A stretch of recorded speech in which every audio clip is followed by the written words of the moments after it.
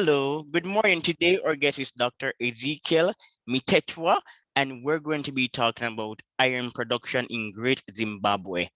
So, Dr. Mtetwa, tell us a little about Great Zimbabwe. Was Great Zimbabwe a complex kingdom? Thank you so much for the opportunity to talk to you about Great Zimbabwe and its industry specifically. Like you have asked, Great Zimbabwe is the largest and earliest civilization in Southern Africa, or I should say Iron Age civilization in Southern Africa that thrived from the late first millennium AD all the way to the mid second millennium AD, during which period it was the most important political, economic, and religious center in Southern Africa. So indeed, it was a very complex settlement. You can say kingdom, but also it was a state or an urban system, as it were. A state or a what system? Urban system, an urban system. Okay, and what's that? So with urban systems, these are societies that would include different segments of the population, but also organized production of resources and sharing of resources, exchange of goods and materials that feed into the daily mechanism of a society. So this is something beyond the social organization of probably a small tribe that is made up of probably one group of people. But with Great Zimbabwe, you begin to see a settlement that has evidence of connection with other societies, even beyond Africa, and the mobilization of resources in large quantities beyond mere daily consumption. So you have an idea of an urban center or a city. As we know cities. Ezekiel, yes. You're saying it was an urban center. Yes, please. Yes, please. An urban center. Yeah. All right. Thank you. Yeah, urban center. I was hearing a different term. Yeah, so Great Zimbabwe in history is quite famous.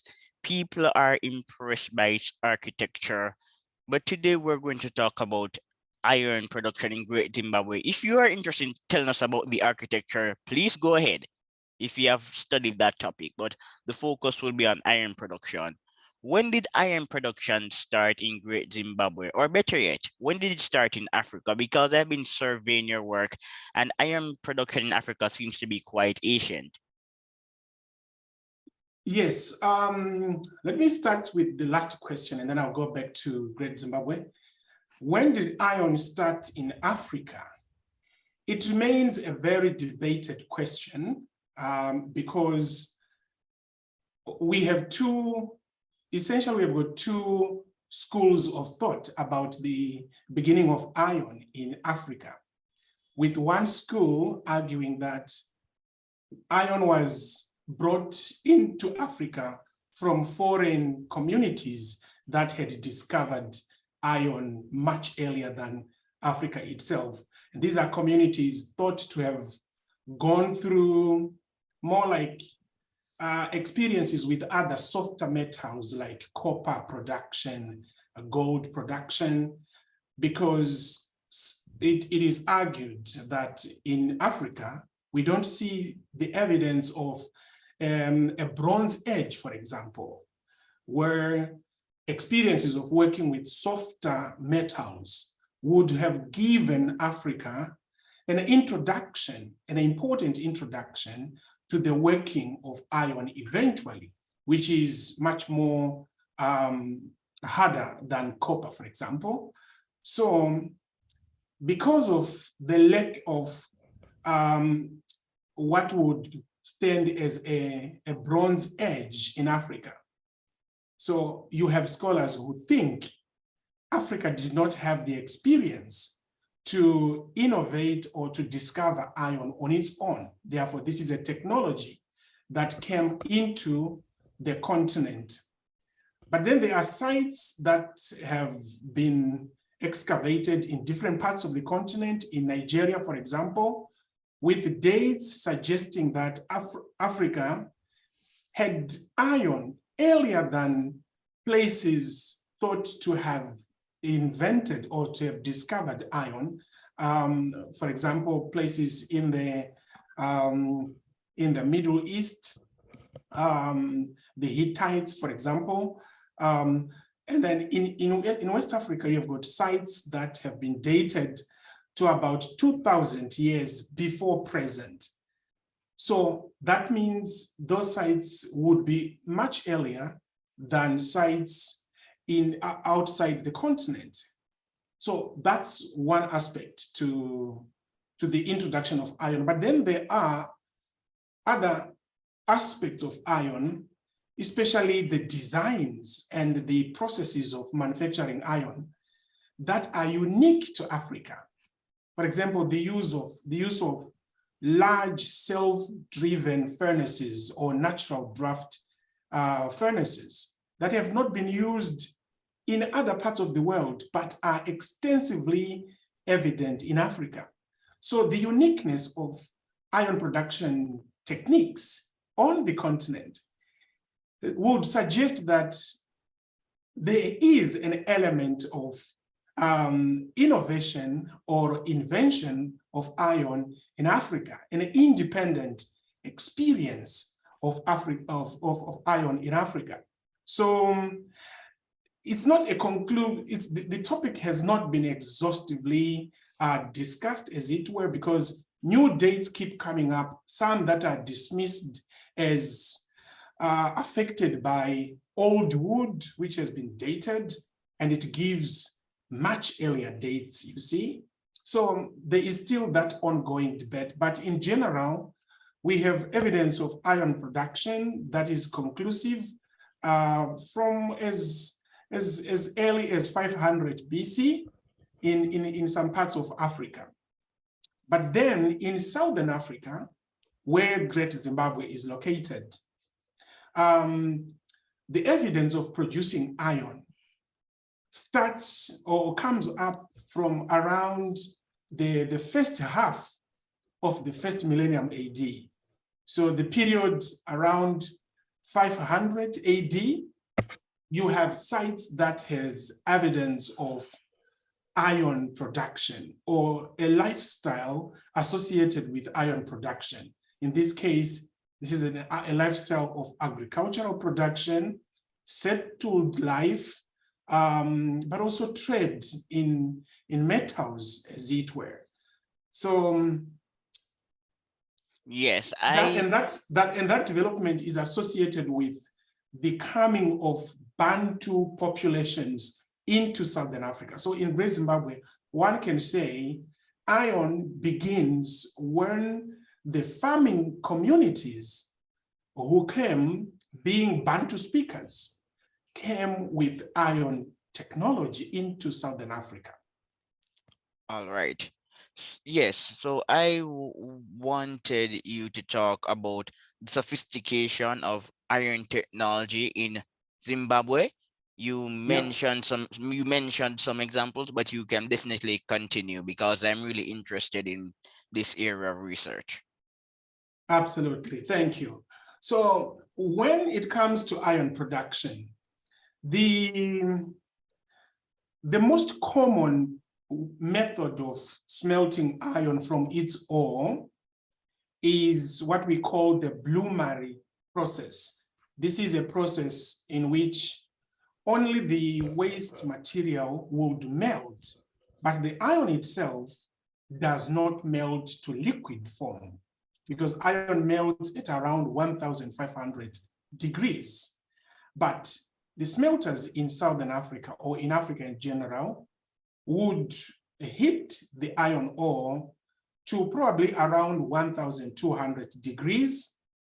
And at that moment, the waste materials become molten, become liquid, and they flow, leaving the iron itself as a sponge. And then it is harvested as a sponge and then hammered into a solid and compact bloom. We call that a bloom. So that's iron, which then is refined on the fire, an open fire, into and then fabricated into different tools or equipment. So that's the bloomery process. And this would take place in furnaces that in general, a meter or slightly above 1 meter high. But then we see that there is so much variation in these types of furnaces. In Great Zimbabwe, for example, in other parts of Africa or other regions of Africa that include present-day Zambia, Malawi, Tanzania, but also in West Africa, places like Togo, there is evidence of larger furnaces. Some furnaces as large as 3 meters at the base in terms of diameter and 6 meters in terms of height.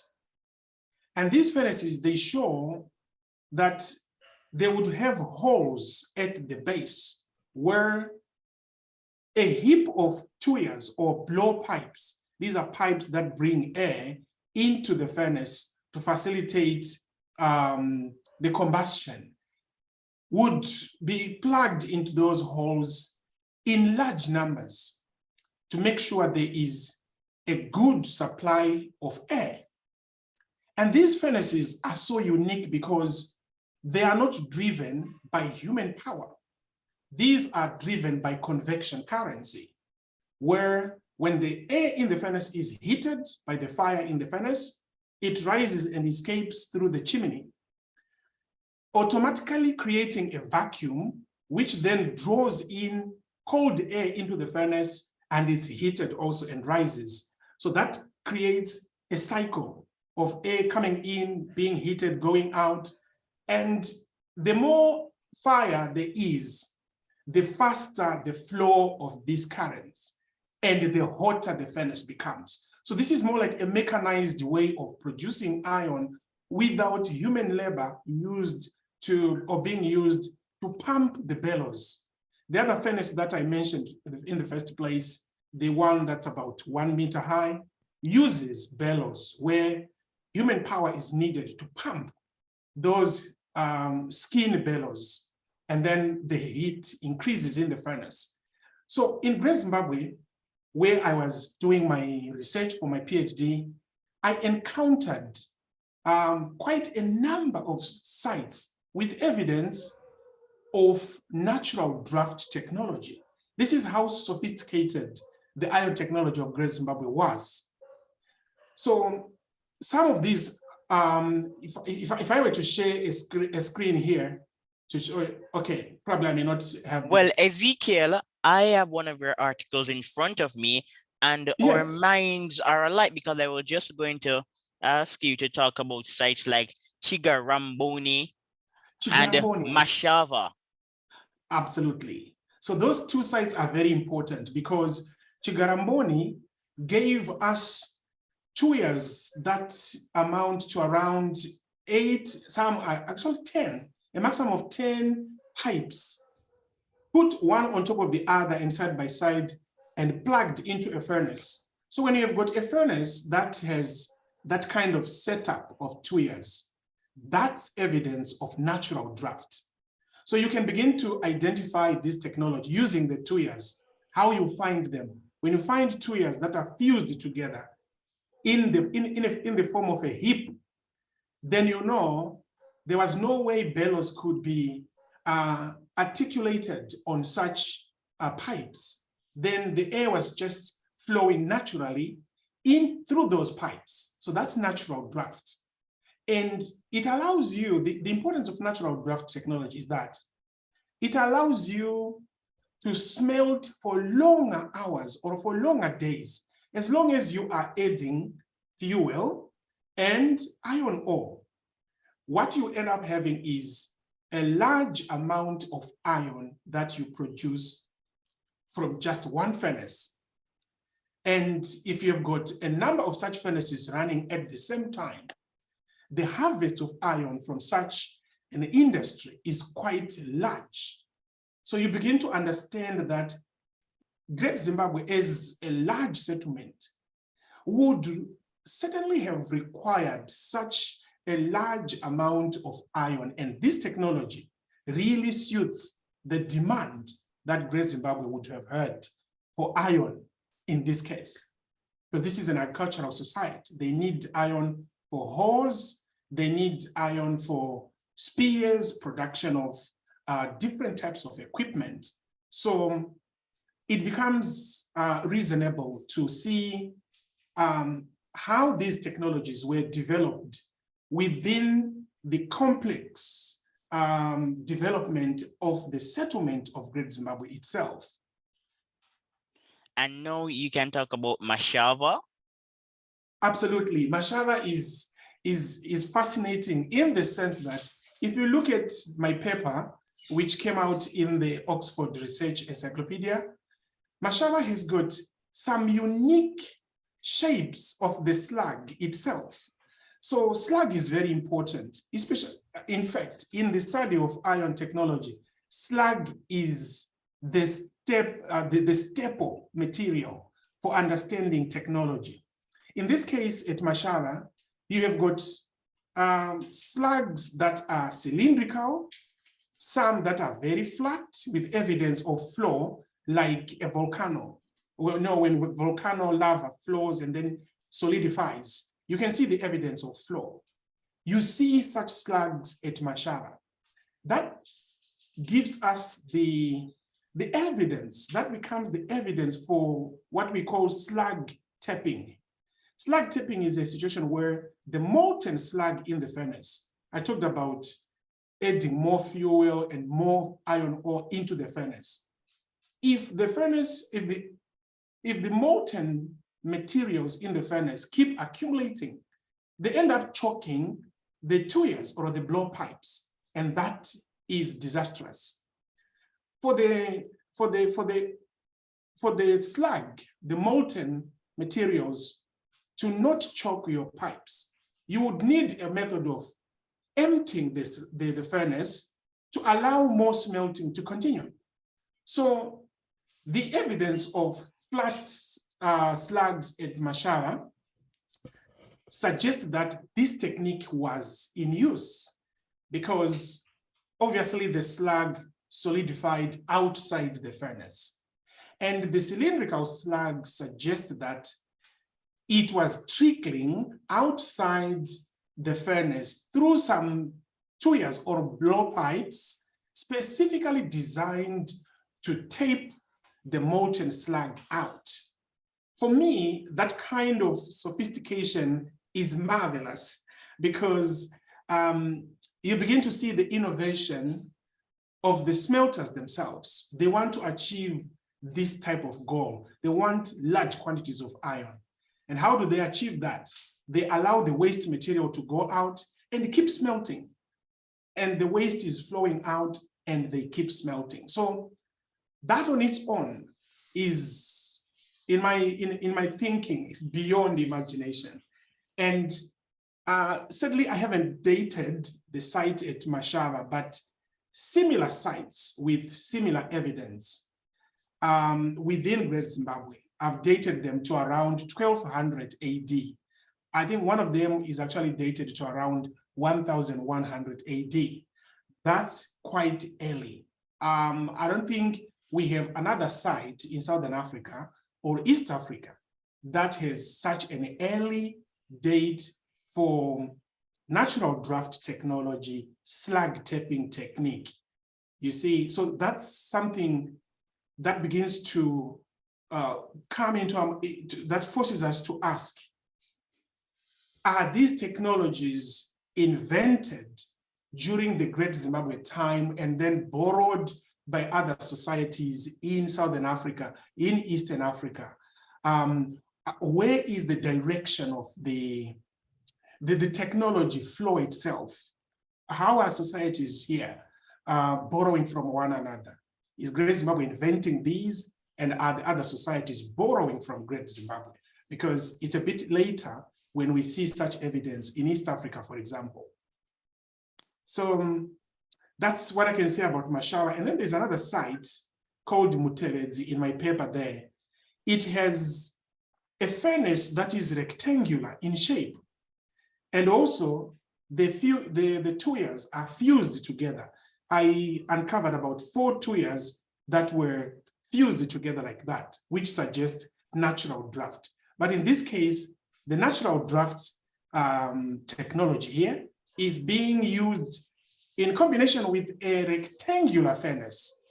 Now, that kind of design of furnaces is quite unique. We don't have many examples in African archaeology as a whole where the furnaces are rectangular, about 2 meters long and 1 meter wide. Huffman has reported something closer to this one in Botswana, but in Great Zimbabwe, we have got 2 sites with furnaces of this nature. The only other places outside Africa where rectangular furnaces have been documented is Cambodia, Burma, Sri Lanka.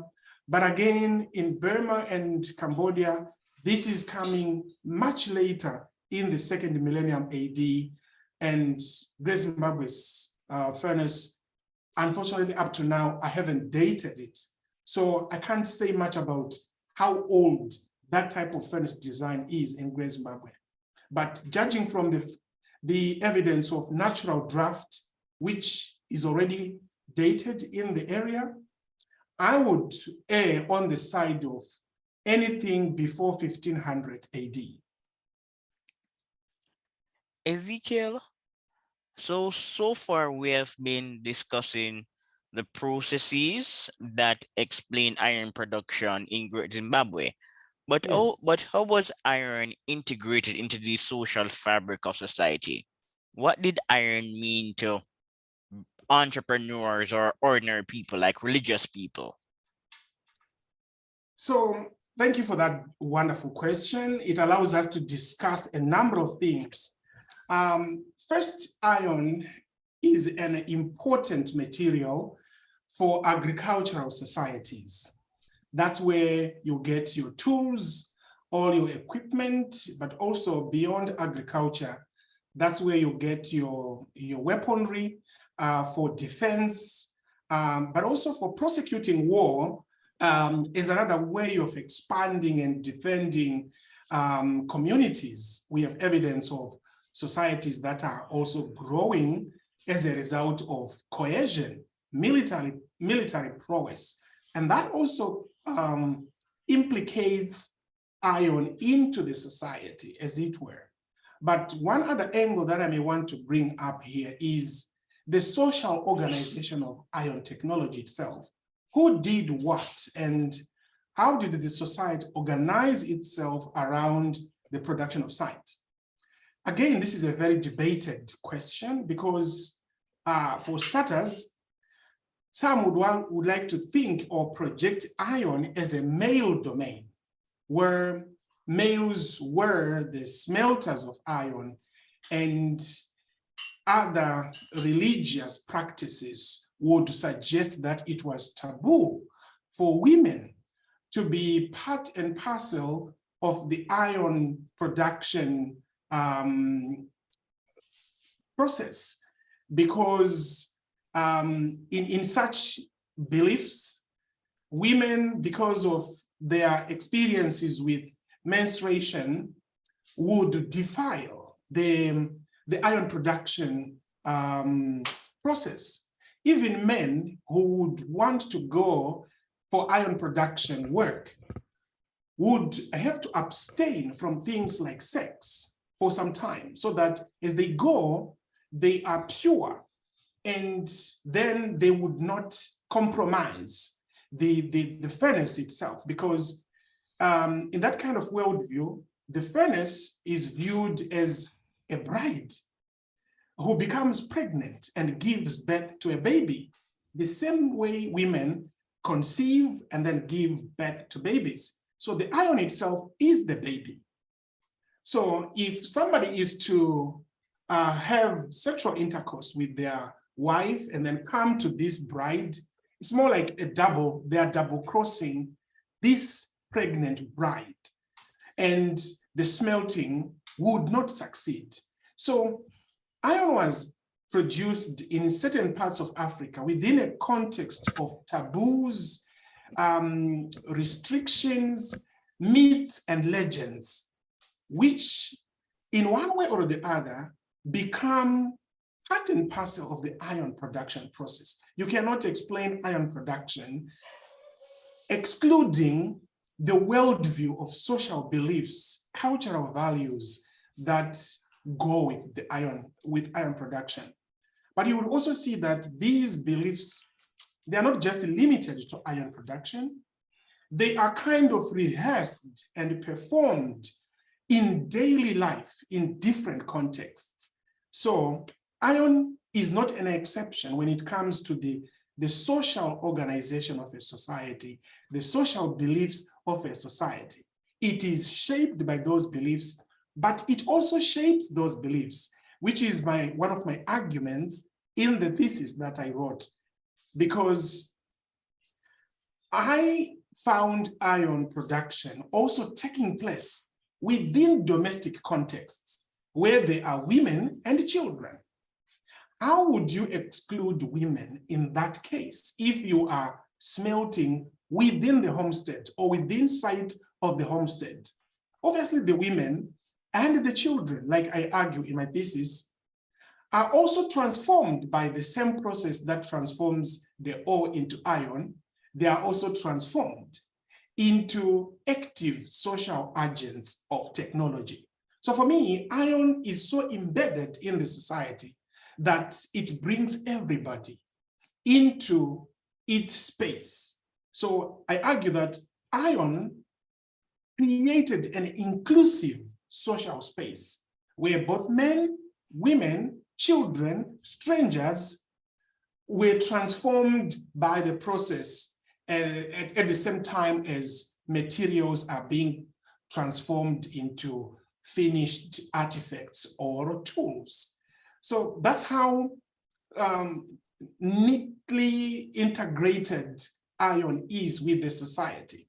It touches the belief systems of the people, the social organization of the people, and in other places, ethnographically speaking, the rituals that would go with iron production also involved women. For example, among the Barongo people of Tanzania, the chief smelter had particular rituals he would minister or administer on the furnace.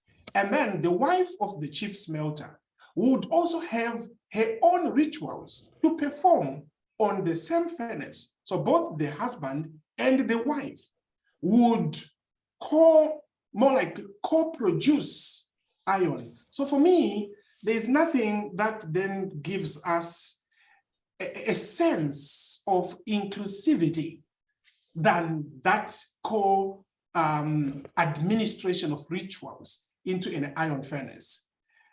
Of course, there are societies that would discriminate women from iron production, but again, we begin to see how iron is used to expropriate power and wealth from women by men in that case. So either way, there is a very interesting negotiation of power between men and women when it comes to iron. Sometimes this power, this negotiation is played within contexts of rituals and beliefs. So that's what I can quickly highlight about the embeddedness of iron in the social organization of the society.